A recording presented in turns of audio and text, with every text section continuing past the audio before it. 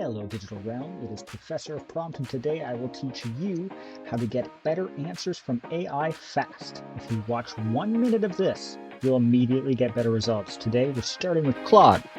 Most people's opinion of AI can change hourly, but the real issue is nobody ever taught us how to talk to it.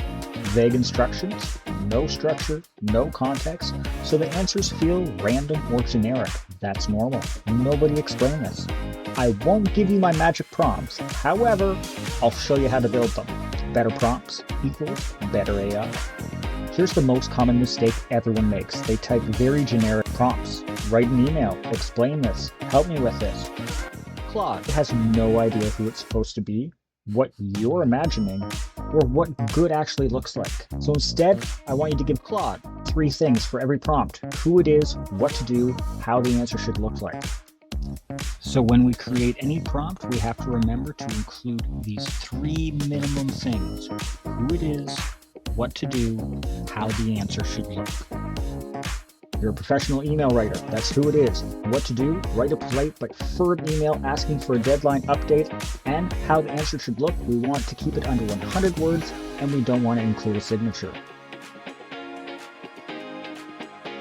Perfect. There's a response. Let's do another one. You are a tutor.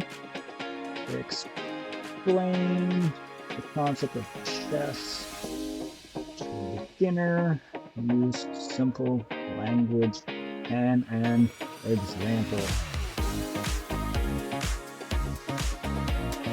Exact same idea, just different task. We asked it who it is, what to do, and how the answer should look. And look, there's an amazing response right there.